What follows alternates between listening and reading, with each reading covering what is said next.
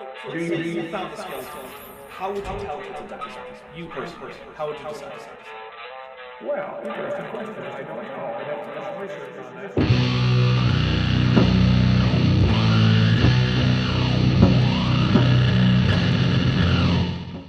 Hey there YouTube, I'm the Dapper Dinosaur, and welcome back to this mega catastrophe of a series. In case you forgot, Dr. Walker had just been telling us how he's been trying to rationalize geology with his a priori assumption of a global flood, and thereby admitting to being a fraud. Next we're going to start zooming into Australia, the good doctor's homeland. So grab a drink, a snack, and settle in for some more flood geology nonsense. And it turned out to be quite amazingly simple. And there's some rocks in Australia, the ones coloured yellow. They go near to Brisbane, and that's near where I live. And so it just so happens, as I was looking at these on geological maps, these rocks are forming the Great Artesian Basin. As I studied them, I found that they could cover a large area. They're up to something like 3 miles thick in places, 2 or 3 miles thick. They're not the thickest rocks, but they're very, very large. And that's one of the keys. The Great Artesian Basin of Australia is indeed an impressive formation. It is absolutely gigantic, but it is not a flood deposit. All we need to do to see this is to note that it is composed primarily of layers of sandstone, mudstone, and siltstone, all arranged in no particular order, each kind of stone present at multiple points throughout the up to 3 kilometers vertical extent of the formation. I should add that Dr. Walker may have confused miles and kilometers. The presence of any siltstone at all negates the possibility of this being a flood deposit, as siltstone must form in still, calm water, and it takes quite a while to form at all, as the dissolved calcium carbonate in water has to glue the silt particles together, a process that can be observed, and is not what you'd call quick. A large catastrophe would produce rocks covering a large scale. And in these rocks, we also find the remains of dinosaurs, so animals which were alive. You know, it's funny, you do find dinosaurs, but no humans or kangaroos. You know why? Because the Great Artesian Basin spans the Mesozoic, but not the Cenozoic. And despite the fact that there is no great difference in the kinds of areas one might expect to find a kangaroo versus an ornithopod like Muttaburrasaurus, no kangaroo remains are found. It's almost like the scientific explanation is the correct one, and Dr. Walker, a self-admitted fraud, is deliberately misleading his audience about it. And also, in the same rocks in various quarries, you find this is a tourist place in the middle of nowhere, which is covering up some dinosaur footprints which were uncovered as people were excavating sandstone rocks from a quarry. Dinosaur footprints, formed after the dinosaurs were dead or were drowning, in the middle of a global flood, when the dinosaurs were apparently walking underwater. Right. So it's very, very simple, actually. Much simpler than I imagined it would be. Yeah, turns out when you're a fraud, making stuff up and pretending it makes sense is pretty easy. Too bad actual scientists don't have that luxury.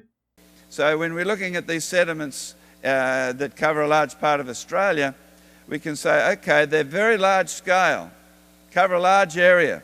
And so that points to creation or the flood. You can't imagine sedimentary deposits covering such a large area which would have been deposited, you know, when processes were very small, like is happening today or in the pre-flood era.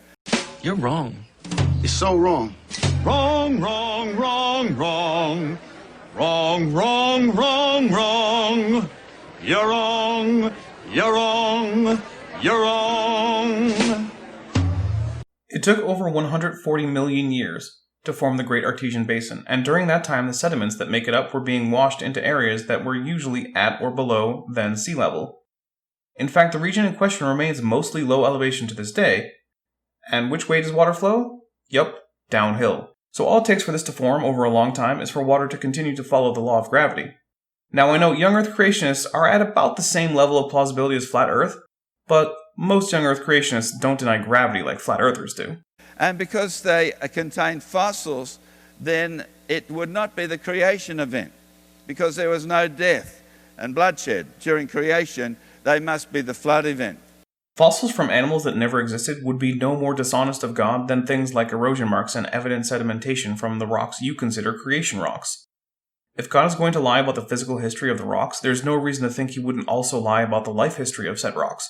So really, if you're going to accept any rocks as having been instantaneously poofed into existence, with all of their evident history being make-believe, there's no reason to think that there might also be make-believe fossils. Dr. Walker has already basically admitted that God is more or less Loki. You can't trust anything, because he's willing to arrange the world in a way that would absolutely fool any observer, and being perfect, he can do it perfectly, presumably. But then these sediments contain footprints. That means the animals that were making them were alive, and so if it happened during the flood, it must have happened in the early stages, before the waters covered the whole of the earth, and so it must be the inundation stage, the inundatory stage, not the recessive stage. Okay, one of the ways geologists can tell that a layer is a flood layer is that floods have this wonderful habit of wiping out ichnofossils, that is, things like trackways and burrows. So no, there is no stage of a flood that can preserve footprints, and footprints are found at all levels of the stratigraphic column. So even if the flood could have preserved any footprints, how could it preserve multiple trackways made by different faunas vertically stacked on top of each other? It couldn't.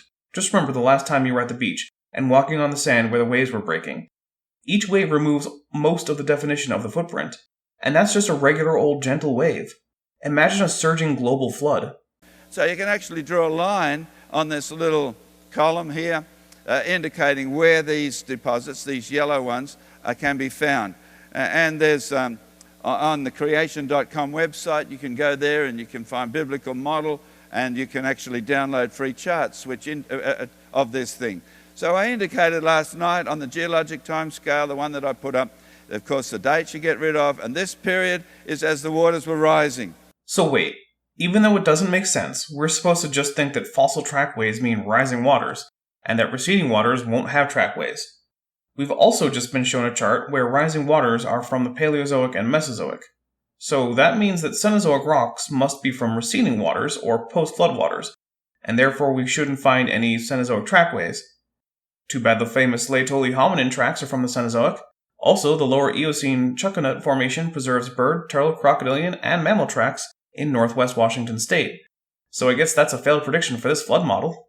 Most of the column, and the part that's shown here is really only showing the part which has got fossils in it. You've got the Precambrian, which is many, many times over.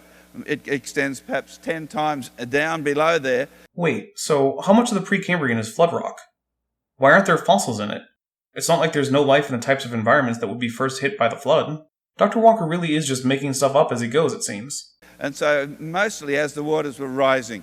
This part as the waters were falling, surprisingly not enough, but then again it's not surprising, because as the waters were falling, it wasn't depositing sediments, it was eroding sediments. And then at the last part here, the post-flood era. Wait, that chart says that post-flood rocks are the Quaternary rocks, which is to say Holocene and Pleistocene. So all the fossils from that period are post-flood? That's a whole lot of fossils. Rocks formed during the post-flood. You can't erode without depositing. Just think about it. Erosion is when you take bits of rock away from a place. But then what happens to those bits of rock? They don't tend to end up in space or something. So unless the flood just magically deleted the eroded material from existence, it has to go somewhere. And the reverse is true. You can't deposit sediment unless the sediment was eroded from somewhere else. Sediment doesn't just fall out of the sky from nowhere, and when it's eroded, it doesn't fall into a black hole never to be seen again. At this point, Dr. Walker takes nearly a minute of rambling to say Sicker Point in Scotland is where Hutton did a lot of his research, and there's a plaque there. I'm skipping that. And it says there, most people at this time thought the world no older than a few thousand years. Now, why would that be? Why would they think that the world was only a few thousand years old? Because a simple reading of the Bible leaves that impression. I mean, people in India believed it was unimaginably old. People in Egypt believed it was very old. In fact, traditional Hinduism would say that the world is much older than it is commonly believed. I'd actually like to do some videos about Hinduism-based pseudo-history, but I have no idea where to begin finding such things in a language I can understand. If you're watching this and know where to find such things, send them my way. You know, people in China, well, they're not quite sure about that, but certainly in Europe, they believed it was only a few thousand years old. And of course, that comes from the biblical account. The Bible clearly teaches the age of the earth through the genealogies and other things. But he says here, Hutton realized that geological time is virtually unlimited. Well, he didn't actually realize that. It came from that philosophy where he said we can't use anything that we don't understand, that we can't see happening today. It wasn't just that. Even if we don't make the assumption that we need currently observable processes to explain geology, when we see current processes making rocks today, which we do, the parsimonious explanation is that the same kind of rocks in the past were formed by the same or nearly the same processes in the past. And the fact is that many of these processes are slow, and there really isn't a way to speed them up and have that not be apparent in the rocks. So even without the stricter parts of uniformitarianism, Hutton had plenty of evidence to conclude that the world had to be at least a few million years old. And so it wasn't a realization, he assumed that geological time was virtually unlimited. No. It wasn't an assumption. The assumptions he made were basically to discount magic and to stick to steady processes. One of these isn't really valid because catastrophes do occur, but they are also not so pervasive as to explain the majority of the geology of Earth. But the other assumption is one of the basics of science. Because the supernatural is fundamentally beyond natural law, assuming it exists, it cannot be studied in the same predictable way as nature, so it's not a scientifically useful explanation. If a miracle were to occur, the best science could do would be to say that no explanation is forthcoming. It turns out that even if you only make the first assumption, the world is evidently at least a few tens of millions of years old. There are no other options, so yes, Hutton concluded the world was ancient. He didn't assume it at the outset. And Siccar Point is up there just to the east of Edinburgh. And when you go down to the place, it's quite steep in the embankments, you can see these rocks. And for any geologist, these rocks are really wonderful. You can just see them up there, it's all cool. I can see them really good on my computer, but this lady standing at what you might term a contact. Okay, this isn't really relevant, but I've already cut out about 3 minutes of this speech that's currently at about 13 minutes. In other words, so far, a bit more than 22% of this speech has been Dr. Walker rambling on like a dementia patient about irrelevant trivialities, like that the government built a path. I just wanted to stop and appreciate how little he can say in so much time, and the last few seconds are an example of that. I watch these things through several times, so that you don't have to watch them once.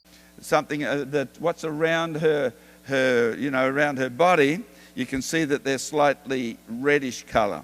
And what's down below her feet, a slightly grey colour. And this is Siccar Point. And it's interesting that the Geological Society...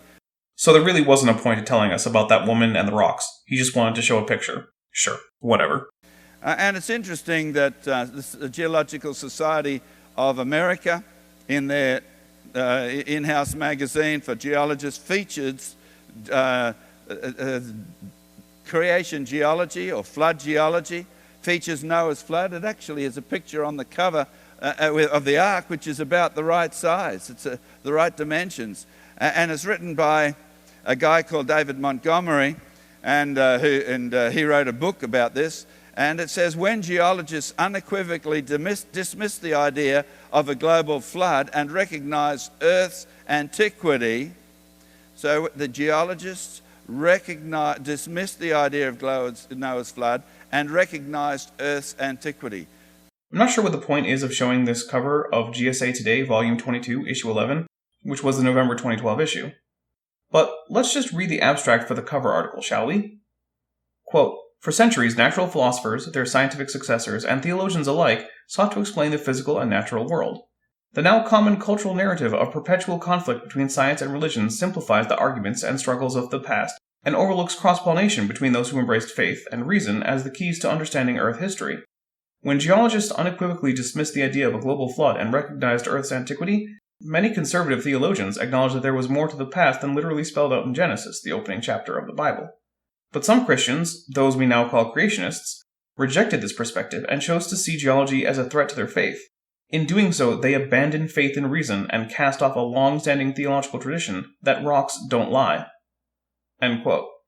I couldn't agree more with this abstract. In fact, the entire article is available online for free and is linked in the description, assuming I remember to do that. Go ahead and read it if you get time. So that's Hutton's assumption. It's being put forward as if it's a geological discovery. But what happened is geologists have decided that the Earth is old, not based on evidence, but based on that philosophy. And so when they did this, what happened? He says here, Many conservative theologians acknowledge that there was more to the past than literally spelled out in Genesis, the opening chapters of the Bible. Yeah, many theologians decided not to be complete idiots. And that's what happened, is that many people in the church, because it's to do with geology, it's a specialist field, many theologians felt they weren't qualified, and so they then tried to reinterpret Genesis to fit in with the new geological philosophy. As a rule, no, theologians are not competent to give expert opinions on geology, and like any layperson, should generally accept the expertise of those who are in fact trained geologists. And if their theology contradicts reality, including geology, then I'm sorry, but their theology is false. There are, in my opinion, two kinds of theology: those that can't be right, and those that could be right. If your theology isn't internally coherent, or it's at odds with physical reality, it's in the can't be right category. Young Earth creationism is in this category. What they feature as the evidence for this slow and gradual, which is what James Hutton featured, is Siccar Point. Can you see there? That's the picture of Siccar Point. And it's also interesting that in the area there's the ruins of the nearby St. Helens Chapel, which I think is quite iconic as to what's happened with the new geological philosophy.